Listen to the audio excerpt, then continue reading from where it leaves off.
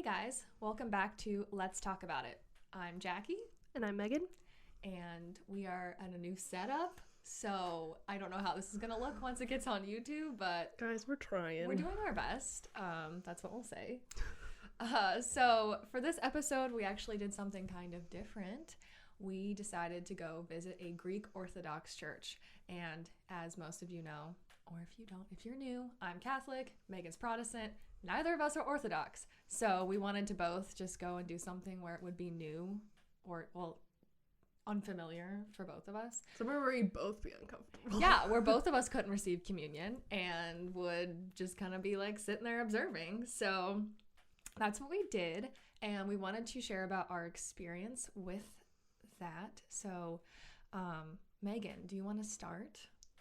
Sure. So you had never been to an Orthodox service before, right? No, I had not. So I've been to part of one for a class that we were actually studying Greek Orthodoxy. We sat through part of a service, not the whole thing, because as we found out, their services are longer than like a Catholic Mass. Yes. But yeah, so this was kind of a neat experience for me to sit through a full service and actually get to experience it completely. And I will say there's a lot of standing. Yes, there's a lot more standing than like a Roman Rite Catholic Mass for sure. In Catholic Masses, there's a lot more kneeling, which is what I noticed. And sitting, it's more up, down. But at the Orthodox service, it was a lot of just standing. I think my immediate first observation, just like walking into the church, was that it didn't feel a lot different from a Catholic church to me. No, it didn't. And I don't know, maybe that's just because I am Protestant, and so I'm used to like a low church setting, but just the architecture, like it wasn't initially like a lot different. Once you actually like examined some of the artwork, it is definitely Eastern and unique in that way. But I think the whole, like the general overall vibe is very similar in my opinion. Yeah, I felt very at home when I walked in. If I'd just been sitting there, if you just plopped me there, I would have thought I was in a Catholic church. I would have had no idea. That's what I first noticed when I walked in and sitting there and I was just like, dude, feels like I'm just at Sunday Mass. Like, because there are Catholic churches, especially in Chicago, that look more Eastern because there are Eastern rites of Catholicism. And just even some of the ones that we practice the Roman rite of the Mass that look like that. So, yeah, I felt, excuse me, a little scratchy throat. I felt like I could have been at Mass, honestly. Yeah, because, so maybe we could start with some of the similarities. I think similarities being just the overall feel of a very reverent service, focus more on sort of like watching the priest. And that was something I'm not used to because I've really only attended, what is it, Novus Ordo Mass? Novus Ordo. I've never been to a Latin Mass. So I've really only experienced the more, maybe accessible is the wrong word, accessible Mass, modern Mass. Yeah, it is more modern just generally because they started practicing doing the Novus Ordo later in history than the Latin Rite or the Eastern Rite, like Byzantine type services, Orthodox services. So yes, but it is, so in the Latin Mass, there's a lot of the priest facing away from the congregation. Which was similar to this one. Yes. In a sense. Yeah. So that was definitely something that I was familiar with, although I haven't been to a ton of Latin Masses, was the priest facing away, it being a lot of the priest saying things and a lot of people on the altar speaking and the people in the crowd not really responding as much or not speaking as loudly, which in the Novus Ordo, it's a lot more of like, I'm going to say crowd participation, but people are like speaking and responding more loudly, but it wasn't really the same at the Greek Orthodox service. Yeah, and that was something I noticed because in the past when I've been to Catholic services, I'm always like, oh my gosh, it's like totally obvious I'm not Catholic because I don't know what to say. I don't know when to kneel.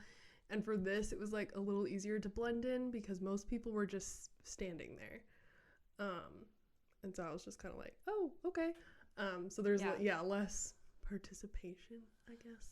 Yeah, which I think So, okay, I've been going to the Novus Ordo my whole life. I've been to a handful of Latin masses, which if you're just looking at the Western rite of, which I don't know if I'm using the right term, but Western Catholicism, Roman Catholicism, then it's going to look very different. Like, I guess Latin Mass would be the closest to what this Orthodox service felt like.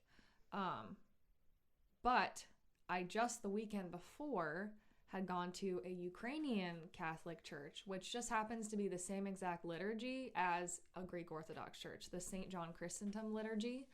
So it was the same thing at the Greek Orthodox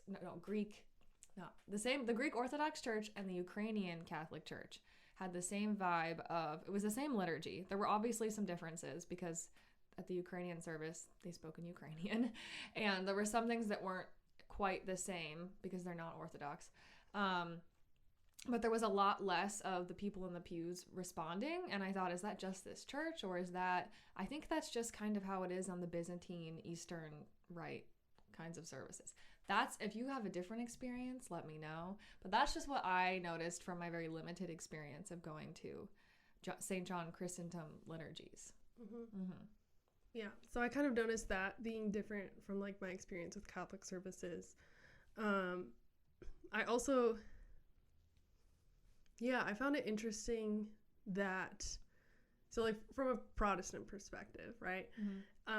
It is interesting to just sort of be watching everything happening. So it was a lot of it was watching the priest, it was watching people on the altar, and I'm not used to that. There's a lot more involvement with the congregation in like a Protestant setting. And this very much felt more like I was sitting in an audience, I would say, just like my perspective as a Protestant. Yeah, and I think anyone that had only attended a Novus Ordo Mass in their life would feel a similar way. Because I know I definitely did, especially the first time I went to the Ukrainian Catholic Church. My roommate and I went, and we were sitting there like, people don't really respond. It's like, we would kind of like start singing or responding and nobody else would, and we were like, and we were just trying to kind of follow along with the liturgy because we weren't familiar with it.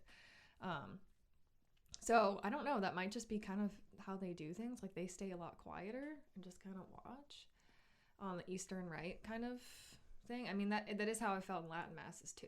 So maybe it's just the older traditions of these high churches, the Orthodox and Catholic churches, that's how the liturgies are, is that it is more of a focus on what the priest is doing. And there was also someone on the altar that would sing all of the participants' parts at the Greek Orthodox service, and no one in the congregation was really responding. Yeah, because so they did have a book with the liturgy in it. And we were following along to see like kind of where we were at, like what was going on. And so of course it's listing like priest says this, the people say this, but the people weren't really responding. It was the guy on the altar. The guy at the altar. If there's a term for that, let me know. Yeah. I don't know. And let me say, he had a fantastic voice. Yeah, he did. A great singer. Yeah, he did. Yeah. Also very fluent in both Greek and English, and was switching back and forth. Like at times I was like, and the priest wait, what? was too, right? Yes. Yeah. They all were really really good at switching back and forth quickly. I found that like super impressive. But yeah, so there were a few times where we'd be like, oh, are we supposed to? No, okay. And I like very quietly would be singing things, and I would kind of hear people around me. I will say that there was a few times people did participate, and it was with the creeds and the Our Father. Yeah, that was where it was, yes. Which, like the whole room, and I was like, oh, hi everyone. Yeah, and that was similar. So that's what was similar. So that the overall breakdown of like the flow was the same as a Catholic Mass, whether it's Latin or Novus Ordo, where you speak, the beginning of it is focusing on the liturgy, so the readings. They did one less reading than we do in a Novus Ordo, I think, in a Latin Mass. So it starts with focusing on the liturgy and then leads up to the Eucharist, the transubstantiation, and the consecration of the Eucharist, and then communion. So I kind of got that because it was the same thing where the Our Father, after the priest did his sermon, we said that, and then we did this other stuff that was different, but then led up to saying the Nicene Creed and then having communion. or I think it's the other way around. But either way, they were in the same places. So that I was familiar with, just the overall flow structure of where it was going, because they are really similar. So there were also some similar phrases, Kyrie eleison, which is Greek, and we say that in the Catholic Mass that I attend. I don't know, we don't say every Mass, but some of them we say that instead of in English, Lord have mercy. And there were some other phrases, I took pictures of them. There was one like, Holy God, Holy Mighty One, Holy Immortal One, have mercy on us. I think that was it. That's something we say in a Catholic prayer. So yeah, there were phrases or just things that I was just very familiar with. I guess I'm just used to high church, so it just very much, I was like, oh, okay, yeah, this feels normal. I think even for me, from my limited experience of visiting Catholic Masses, I was able to pick up on some of those similarities. Like even just, certain phrases, certain phrases surrounding like the consecration of the Eucharist were like the very same. Similar. Even just the priest's homily, it felt like a Catholic homily. Yeah, it did. And it was in English, so it just felt very like, it felt like I was at a Catholic service. One difference was they had like a procession with incense, and you probably knew more of what was going on, but I was like, oh, they're walking around. Yeah, so they don't do this in Roman Catholic masses. I feel like I'm using all the wrong phrases, but Western Catholicism, they also did not do this at the Ukrainian Catholic Church, where I think it was before they went up and consecrated the hosts, or for them it's different. It's like bread dipped in the wine. Before they consecrated both the wine and the bread, they did this like very like this solemn like procession of the elements up around into the altar, and then they went up there, and I think after that is when they did the. And it was like down the aisle. Yeah, it was all the way around, and then up the center aisle, and there was incense, and everyone was doing. Anytime I got near them, was doing 3 signs of the cross, which the opposite way of the Catholic one, and I refused to do it the opposite way because I'm in there. I always accidentally do it that way. So I was like, I'm keeping my Catholic identity, so I did the sign of the cross the way I wanted to do it, the way that we do it. So that was different. I loved that. Anything that brings reverence to the Eucharist, because we actually, as Catholics, believe that the Orthodox Church does have the true Eucharist and transubstantiation. So when they do it, we do think it becomes Jesus. And anything that focuses on more reverence of the Eucharist, because if we think that's really becoming Jesus, then should be super reverent and super beautiful. I really enjoyed how that was done in both the Ukrainian church and the Greek Orthodox Church. I loved the procession. Something that also was the same of the Ukrainian church and the Greek Orthodox Church, which is different than what I normally go to. It's just the whole setup of the altar. There's all these doors, and there's like a gate that closes when the priest is up there doing the consecration. Whereas, as Megan knows, like in a Catholic Mass, the priest holds up the host in front of everyone on the altar, facing us, and consecrates the host. In the Latin Mass, he faces away, but there's not all of that like the cool doors that they walk in and out of. If you know anything about Orthodoxy or like an Eastern Rite of Catholicism, you know what we're talking about. I think we'll have pictures too that we can show. But when the priest did the consecration, you could very much tell that something different was happening, because after the procession, he went up and they closed the gate. And I don't know, I just thought that was, loved that and thought that was beautiful, because it's like something sacred is happening right now, that it's not like we won't get to participate in the Eucharist. Well, at the Orthodox Church, I couldn't, but it's not like the people aren't going to. But it's really, I don't know, just reverencing the Eucharist in a beautiful way. So I really loved that. I don't know if that was weird to you or like. I didn't love it. Yeah. But I think once again, it's completely different. Totally different. I think I like more of the priest facing you, holding it up, which probably just shows my Protestant roots. It felt very like, distant, or separated, and I wasn't like a huge fan of that. That's not critiquing like Orthodoxy or theology at all. That's just like my honest like knee-jerk response was that kind of feeling. But I did find it really interesting I mean, I was like leaning over and whispering to Jackie. I was like, why are they closing a gate? Yeah, I was like, they're doing the consecration. It's hard to just walk in because you wouldn't have any idea what was going on. Like, I have more of an idea and understand what's going on because, first of all, I agree with transubstantiation. I understand that. And also, I've been to Latin masses. Like, I understand the concept of why they turn around, why it would be very difficult for someone to just walk in and participate in that service, whereas the whole idea, part of the Novus Ordo, it's way more accessible, like you said in the beginning. You can follow along way more easily in a Novus Ordo Mass. The priest is facing you. You can hear everything he's saying. You know what's going on. There's a lot more participation. So it is just a lot more accessible for someone if you're just going to walk into a Catholic Mass than if you were to walk into, say, like a Latin Mass or one of the Byzantine churches, I guess, like the Ukrainian church or a Greek Orthodox church. It can be really confusing. And so I had an understanding of what was going on, and I just happened to really like that. So for me, I don't know, just where I am in my spiritual journey, like it was really touching to me, but I totally understand how you wouldn't even know what was going on. If you just walked in, you'd be like, I don't understand. I can't hear what he's saying. I don't know what he's doing. Why is he facing away from us? Why are we just sitting here and they're singing? I don't know. Yeah. I think a lot of people would just not really enjoy that, or because they feel like they just don't understand what's going on. Yeah. I also think it was funny that a lot of people showed up late and then left right after communion. Yes, that is something I have not seen at Catholic churches, and I don't know if that's just a common thing among Orthodox churches, or just that one's particular. I don't know. Yeah, everyone showed up. It was all the young families showed up late. It wasn't everyone, I should say, but then it was a lot of people after the communion. They didn't wait for the rest, like the service to wrap up. They just left. I don't know if you're Greek Orthodox or if that happens at your church. Let us know. Yeah, I thought that was interesting. I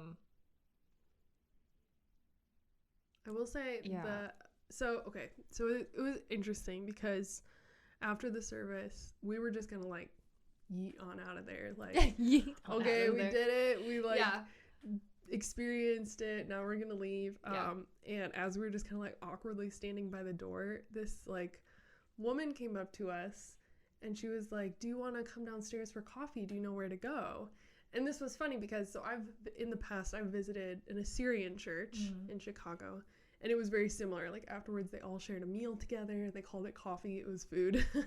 And there was like a big emphasis on fellowship afterwards. And I think a lot of it has to do with cultural significance with those churches.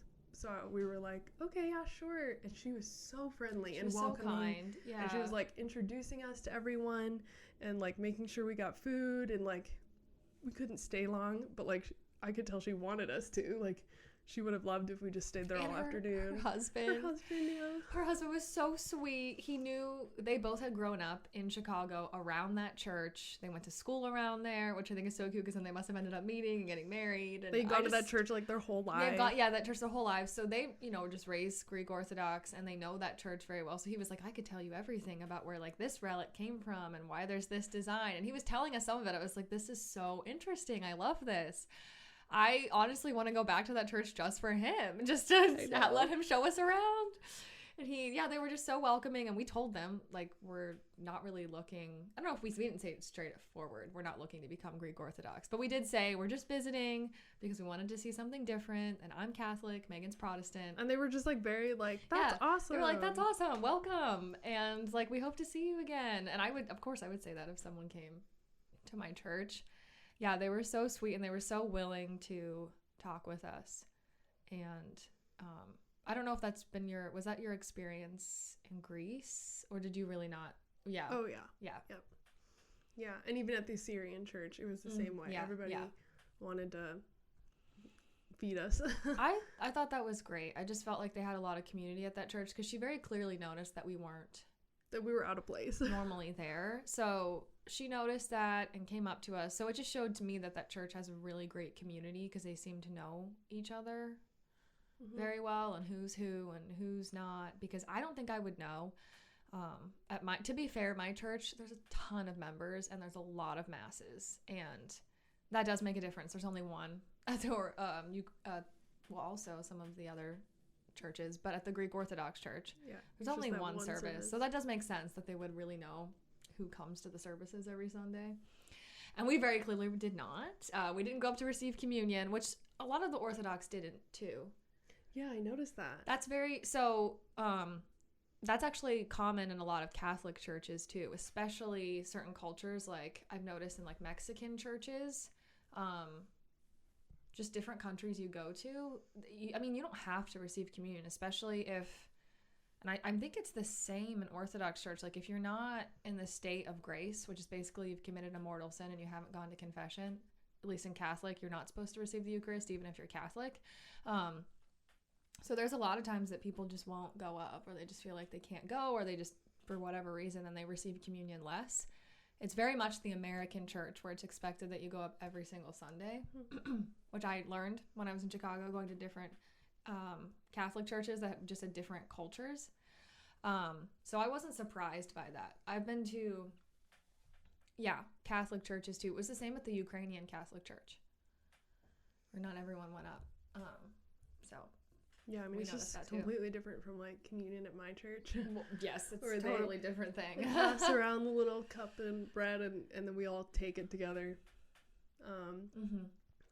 But, yeah, so it was interesting because I was kind of struck with this, like, contrast, because I felt very out of place just, like, sitting through this service. Like, you don't know what's going on. The priest is facing away from you most of the time. A lot of it seems to be taking place. It feels far away. And I was thinking of it from the perspective of someone who's, like, not even a believer. Like, they're just, like, wanting to visit a church. They walk in. I would have left, honestly. I would have been completely overwhelmed. I wouldn't have known what was going on, and it would have been very clear to me, like, I don't belong here. And then to have afterwards everyone be so friendly and welcoming, I was like, to me, it was just interesting, because I was like, clearly they do want people to visit. They do want people to join. It's just like the service itself, I don't know, caters towards someone who is like not even a Christian at all and has no experience with that world. Yeah, I think it probably would depend on the person, because some people I think would just be so struck by the beauty of the church and probably of the just be very intrigued. But I could see there being people, which probably could have been me at one point, where I would just be like what is going on, before I was really into my faith, and had only attended like my specific, Catholic church or kind of mass. Yeah, I would have been very confused and wouldn't probably have appreciated it. So yeah, it probably depends on the person. But I don't really think, and maybe I'm wrong, I don't think there's much of a diversity into what kind of like Greek Orthodox service you can go to. Like in Catholic mass, you can go to a low mass, a high mass, Novus Ordo. I mean, there's so many different kinds of liturgies, but I don't think there is in Greek Orthodoxy. Not that we would know, and if you know, let me know if there's one that looks different. I don't think so, but yeah. That was just something I was thinking about, because I think, I really love the beauty. I really love the reverence. I really love like the incense, the respect, a lot of that stuff. But I think something I walked away with and appreciating about Protestant churches is that it does feel more welcoming to a visitor, and easier to like I feel very comfortable like inviting someone to my church who's never been to church.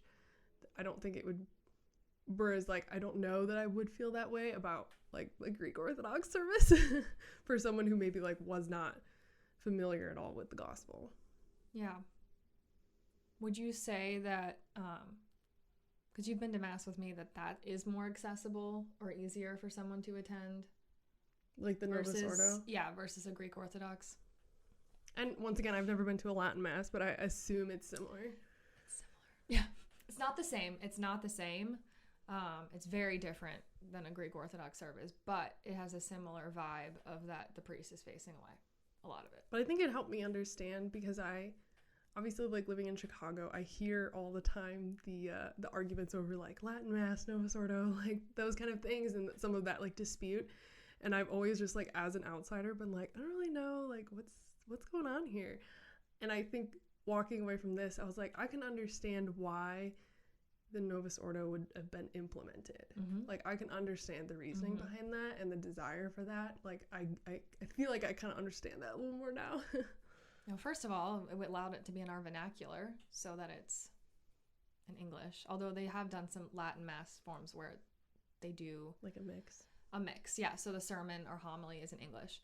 But yeah, I mean, a lot of that, I think, I'm not an expert on Vatican II or this whole argument. I know some of it because I just hear people arguing around me about it, but it was to make it more accessible and for people to be able, to understand what was going on more and to be more evangelical, but not evangelical, but to be able to evangelize more with a Novus Ordo. So that is opening up a can of worms, talking about if you want to release people that are arguing or upset, just bring out the Latin Mass and Novus Ordo people, because but I know I really do appreciate that about the Novus Ordo. It's different if you're raised with that service and you are taught what's going on. Sure. Very different, but a lot of people aren't. And if you want people to join your church, it is nice to have them start with something that's way more accessible. And if not, then you're going to have to really walk them through what is going on and sit with them. They couldn't just walk in and understand, for sure. Yeah, because I feel like I noticed in the congregation, like the community, like that they really cared about their area that they were in. And we're on the west side of Chicago. And I'm just like, most people on the west side of Chicago, I don't know that this would be something they would be comfortable with. And yet these people like clearly have so much love and desire to reach their community. And so, I don't have a solution. It was just something I was kind of thinking of and reflecting on walking away. Yeah. That's so funny because I walked away. I was like, oh, that was so beautiful. I'm going to start going to the Eastern, like Byzantine Catholic masses that look like that and have that liturgy. But yeah, I'm just. And like, I was totally struck by that beauty. I think I was just trying to like balance that, where I was like, yes, this is so beautiful. I can like totally understand that, but also I've grown up a Christian, and I understand the importance and impact of who Jesus is. If someone didn't understand that, I just feel like they'd be lost, Yeah, for sure. Yeah, I mean, and it's in Greek Orthodoxy, it's true that most of the time people they're just born into it, and they are Greek Orthodox. So I guess it wasn't really set up for people, I could be wrong, to come in from the outside and just like, I don't know. I mean, it's Greek. You're supposed to be Greek Orthodox. Yeah, I could be wrong, but that is kind of the trend, though, with Orthodoxy in general. Although I know there have been a lot of conversions lately. Yeah, I don't personally know anyone that has, but I watch YouTube in the theology world. I feel like a lot of the conversions that happen, though, come from either Protestants or Catholics converting to Orthodoxy. Yeah, not an atheist. From what I've noticed. Yeah. Yeah. I mean, just a little Megan observation. I could be totally off. Yeah, I have to say overall, I really loved it and enjoyed it. And I was a little humbled, I guess, because I'm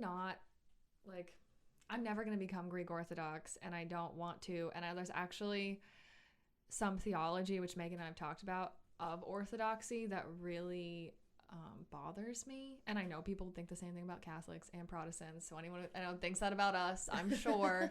Yeah. Me, I'm the person. Yeah, I know Megan thinks the same thing about me. Yeah, I mean, in their doctrine, it's that nobody is saved outside of the Orthodox Church, which no other church has that anymore, except for the Greek Orthodox. So I guess, including Jackie and I. Yeah, according to the Greek Orthodox, Megan and I are not saved and will not be going to heaven because we're not a part of the Greek Orthodox Church. I know that any common lay Orthodox person wouldn't think that, but that is their theology, and that's what you have to accept if you want to become Greek Orthodox. So I come into it already like they don't think I'm saved, and not the people there, but just the theology itself, like the church, like I really can't fully participate in the service because they don't, think that. And then I actually thought it was so beautiful and was actually really moved just because I felt such a respect for the Eucharist, and I did really think it was the Eucharist there. And it was sad for me because I did really think that was Jesus up on the altar, truly consecrated, and I couldn't go up and receive him. And so there was a longing in me for us to be united, like the Orthodox, the East and the West again, so that we can receive at each other's churches. That was a thought that I had. So I did feel sad. It was very obvious to me because I was like, I believe the same thing about what is happening up there and that is Jesus. And I just have to sit back here and be like, hi, Jesus. Like, can't go receive you. And so I do wish that we were united. But that would take a lot because that would take the Greek Orthodox Church accepting the papacy. Orthodox in general, not just the Greeks. Yeah, Orthodoxy in general accepting the papacy, which I don't see that happen. Megan. Okay, well, I hope they do now, so then Megan's the one that's left out in this whole situation. So, just Megan specifically. Yeah, just me. Everyone else is welcome. Be like, Megan, you are not welcome. Don't even try to convert. There's a new mandate against you. Yeah, you are not allowed to become Catholic or ever come to this church. So, no. No. Well, good. Yeah. That was, something I noticed. And then I had to go to Mass in the same day so that I could receive communion because it doesn't count. It doesn't replace your Mass obligation. So I was like, I'm just going to church all around today. What a good Christian. I know. Extra holy. But I do like the way that the Greek Orthodox, I should say all just Byzantine churches do communion. They use like this certain kind of bread and they dip it in the wine and then they take a spoon and you just go up and they put it in your mouth.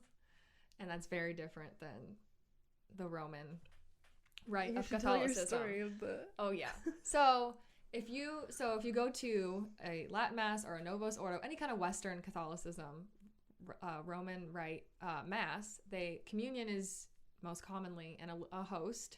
And if you want to receive on the tongue instead of receiving in your hand, you go up and you kind of like stick your tongue out for the priest and he puts it on your tongue. That's how you do it. But at a Byzantine church or like the Ukrainian Catholic church that I went to, they do where they put the bread in the wine and then the priest kind of scoops it out and then you just go up and go, you don't stick your tongue out, and they put the bread in. And so the Ukrainian priest, because of obviously everything that's going on in Ukraine right now, in Chicago, actually the bishop of the Roman Catholic Church came and said Mass with the bishop of the the Ukrainian Catholic Church. They came together. So a lot of it was a lot of Roman Catholics and then, Ukrainian Eastern Catholics together at this service. And the priest was like joking. He's like, I can tell which one of you guys are Roman Catholics because you come up and you stick your tongue out. And just like, he's like, we're so happy to have you here, but I can tell which ones you are. And thankfully my roommate had gone to a Byzantine, like Ukrainian kind of service before, and she told me, she's like, do not stick your tongue out. You go up, you just open your mouth, and they put it in. And so I didn't, but her boyfriend or her fiance definitely did. And so I'm like, we're trying to blend in, just blend in. Also, you stand up and get up at different times, and there was one point where at every Mass, I've ever been to, you stand up right after the petition, or like before, after the homily, to say the creed and like listen to the petitions. And there was one point Christy and I both just like stood up and then no one else, so we were like, okay, great. Well, they did stand up at that point at the Greek Orthodox Church, just saying, and I was like, woo. For some reason they did not at this one. And we both stood and I tried to like play it off. I was like, oh, I'm just straightening my straightening my spine, over here. I'm just like, oh. My back was hurting. And at that moment we totally exposed ourselves that we are not Ukrainians. Exposed. Yeah. But that was funny. But yeah, I really loved it. I had a good experience. I liked it more than I thought I would because I came in very kind of like a pessimist. They don't accept me. They don't even think I'm saved. But then I was like, I actually really love this service and I wish that we were more united. I don't know if that's ever going to happen on this side of heaven, but... It was like me having to go to Masses for work. Oh, yeah. My old job was Catholic, so I'd have to go to Mass to be a person because they didn't have enough people to come. Yes, so she would just sit there. Yeah, that was fun. No, I really do think overall it was a very beautiful experience. The church itself, gorgeous. Yeah, stunning. And yeah, I think I would just encourage all of you to just try it if you've never tried it, because it was an eye-opening experience. I think it was good, and it's just good to kind of be exposed to like those different traditions and like different, I don't know, we've talked about this a lot, but just like the different ways people worship God, like that are completely valid and beautiful in their own way. So Yeah, and I think it does help you in some way feel more united with your Christian brothers and sisters. And maybe, at least for me, it kind of helped me break down a little bit of that antagonism and just general bad feelings I had toward Orthodoxy. I have to say I don't really feel that way anymore. Do I still agree with their theology? No. But it just goes to show you should not judge a religion based on the people of the internet. Exactly. They were just so kind and so welcoming, and yeah, I don't know. It was a good experience. It was beautiful. I would go back just to let that guy show me around. I loved that. Give us a tour, George. Yeah, seriously. But yeah. So yeah, that was our experience. Those are our thoughts and reflections. Let us know what you think, or if we're like totally wrong. Yeah, we could be totally wrong, but we're not claiming that this is like right. This is just like our experience. Yeah. Well, if you have any comments, let us know. But until then, make sure to talk about it. Had to get that in there, you know?